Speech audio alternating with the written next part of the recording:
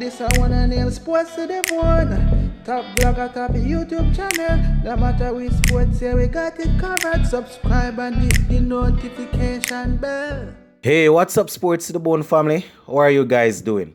Welcome back to another video, man. Alright, so we have a couple of stories to look at in this one.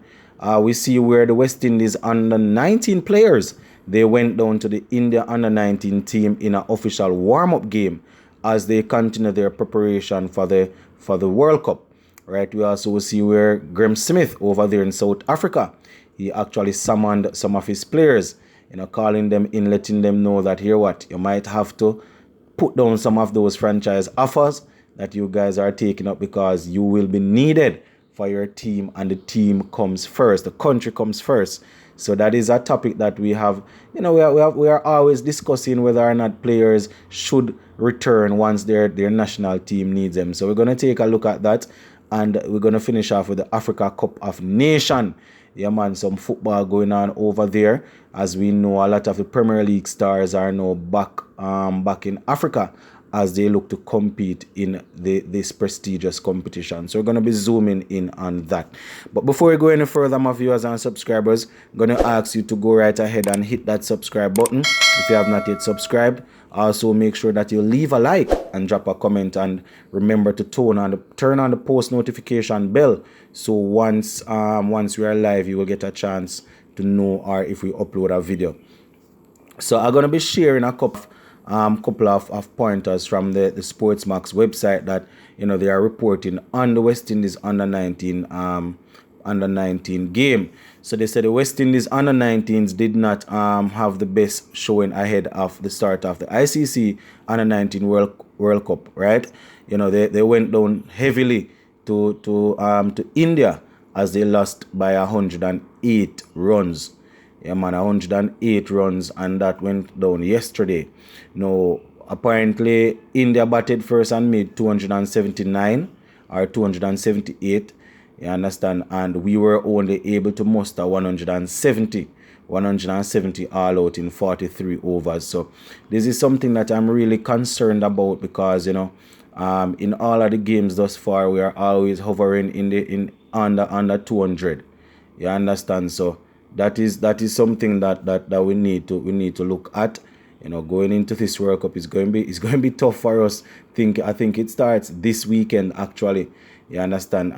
The report is saying that the team got off to a solid enough start, with openers Matthew Nanood and Paris. I think they put on 30 in the first couple of overs before Paris was removed.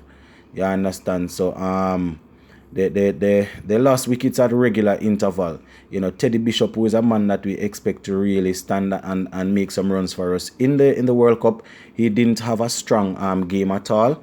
It was Nanood that actually stood out there. He tried to put together a partnership and think he had a 30-run partnership with Johnson, Jordan Johnson before they lost another wicket.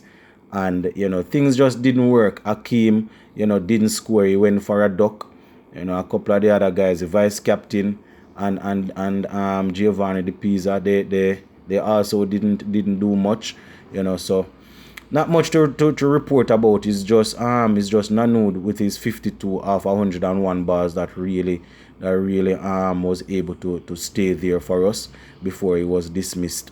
So going into the World Cup, guys, I'm not sure how we're going to put together as a unit and really pull off victories. We have one and two guys that are expected to do well, but from a general point of view, I wasn't too impressed with all of the games that we have played thus far. You understand? As I said, 278. I think it was 278 that India made for 6 of their 50 overs. And we were only able to get 170 all out of 43 overs. As Nanood, he took 50. He made 52. So going in, my viewers and subscribers, we want to remain optimistic, but based on the performances that I have seen thus far, I am hoping that it is not telling what is to come, because we definitely could do with a next with a major win at the moment. So we're gonna be keeping a close eye on these guys as they go into the World Cup. You understand? As I always say, every under 19 World Cup, you want players to go out and be successful and can live the dream of being a cricketer, but if we get two or three good quality players coming out, then that is good. That is good. So definitely going to be keeping an eye on how that works, my viewers and subscribers. Now, there's this next topic that I want to touch on. It is a topic that we have struggled with in the Caribbean here. Well, not necessarily struggled with, but we have debated about this. Where players, our players sign contracts for franchise teams, and when we want them, it's difficult to get them out.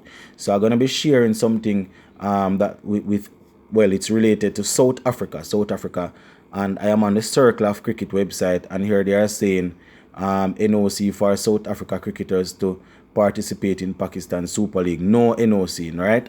No NOC. So apparently they will not get the chance to really do what they want. So I'm going to be reading it. I'm going to share a couple of what is being said. So they say South African players will not be able to display their skills in the upcoming Pakistan Super League, as their NOCs have been rejected by the country's cricket board to prioritize domestic tournaments. So they say the 2022 edition of the PSL is due to get underway on January 27, with defending champions Multan Sultans taking on the Karachi Kings in the opening match. Right, confirming the development, Cricket South Africa's director Graham Smith said that his players need to be available for the national team, keeping in mind the upcoming tours. You understand? He's quoted as saying, "It is true that contracted members of the team had their NOCs for the Pakistan Super League refused due to the international schedule and domestic competitions, which must always be prioritized." Yeah. He went on to say, with an away tour to New Zealand and a home tour against Bangladesh, our contracted players our contracted players have to be available for their national team duties first and foremost. He said the same applies with regard to our domestic franchise tournaments, which will be starting up soon, he added. Right, he went on to say, if and when opportunities in other international T20 tournaments arise, and the timings and the fixtures do not clash with our own, South Africa Cricket will definitely and happily approve the NOCs, as we have always done in the past. So South Africa, dear my viewers and subscribers, standing their ground, letting the players know that here what international cricket comes first. You have to make sure that you represent your country, and we are not going to be signing off on you guys going around the world to play when you are needed at home. I don't know what the pay rate is like, or the pay scale is like, but we see we are a lot of country, their players have to work with this, and we don't have any issue like when our players want to go and the board is not letting them out. So it's very interesting, my viewers and subscribers, because right now you see we have to compete with these players, and if these players are together as a unit, over a period of time, they are going to be very, very difficult to beat when the time comes for us to go up against them. So that is something that that is very, very interesting. You understand? I don't know if our players and our board can take a page out of that book, or that is too much to ask. But we want the time to come when our cricket when we are able to reach that level and thing. But yeah, it's a wait and see, my viewers and subscribers, because persons will want to go out and earn. So you have to wait and see how long people will stand up for this, and something like this is why we have a lot of players retiring from certain aspect of the game pretty early.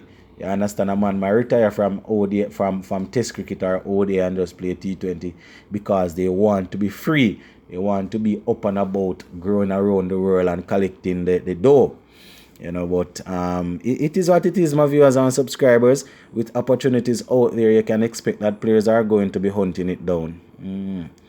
So, and the final little topic here that I want to talk to you about, the Africa Cup of Nations is up and running. Earlier today, we had Senegal. They were able to beat Zimbabwe by one goal, 1-0. It was actually very dramatic. Sadio Mane, the forward from Liverpool, he was able to snatch a victory in the 97th minute for them. You understand? As I am recording this video, a couple more games will be played later on. So I am hoping that after those games would have concluded, we can talk about them. But we are going to be live later on this evening, man. So if it's even on the live, we can look at the scores. But the African Cup of Nations is up and running. Senegal, they have beaten Zimbabwe 1-0 courtesy of Sadio Mane. So going to be keeping an eye on it. You know that we focus a lot on cricket on this platform, you know, but we still zoom in on these tournaments, man. So later on, my viewers and subscribers, around about 6 p.m, we will definitely be live so we can have a chat about especially the West Indies game that will be played tomorrow morning. So let's go and big up on yourself, my peeps. Until later on.